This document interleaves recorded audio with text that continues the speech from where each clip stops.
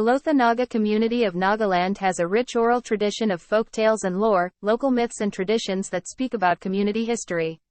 These oral traditions have been a source of value education as well as entertainment in the traditional rural societies, and they hold the essence of their identity and value system.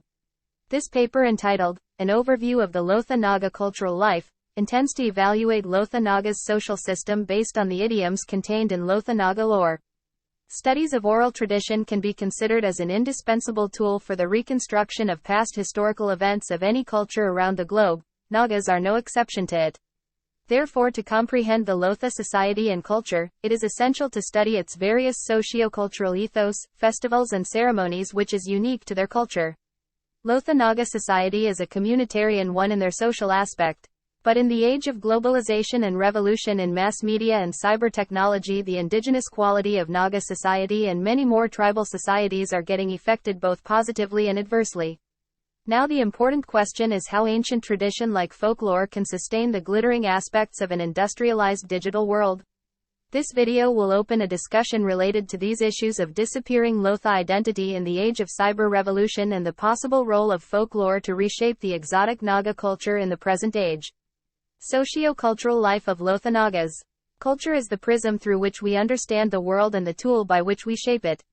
It is also the birth which opens up to other people the great diversity of meanings and experiences. It is much more than monuments, performing arts and books. Culture is who we are. It is a wellspring of imagination, a source of belonging at a time of change and a force for innovation in an age of limits. No society can flourish without culture. No development can be sustainable without it.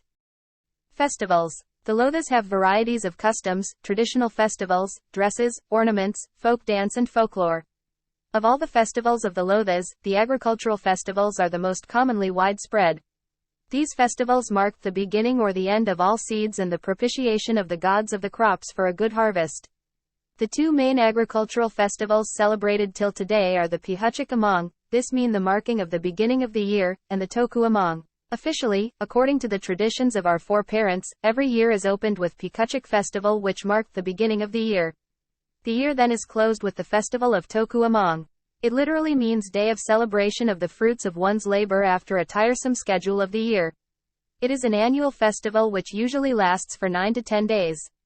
During the celebration, pieces of sacrificed meat are distributed to the families where death had occurred during the year. This ritual is performed to set the dead soul free.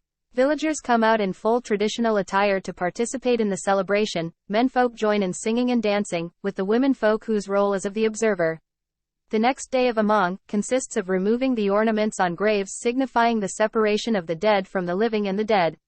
This festival marks a joyous occasion, where past events are forgiven and forgotten, broken ties are reconciled, and close intimacy developed as they celebrate this festival. When all the villagers have brought home the product of their fields, the priest performs a ceremony in front of their house to signify the end of the year and the ushering in of the new year. Thereafter, the young men gather in the premises of the bachelor's dormitory and announce the commencement of New Year to the entire village. From this day onwards till the end of Tokhü, no stranger is allowed to enter the village and no one is allowed to leave the village on any purpose. Young girls and boys also engage and get married after the celebration is over. Thus the Lotha community agricultural year ends with Tokhü Emong. Please comment down which Naga tribe shall we study next. That's all for today. I hope you learned something new from this short video. Please share with all the Naga brothers and sisters. Let's try to learn culture and tradition of all the Naga tribes and let's respect each other. Thank you so much for your unconditional love and supports.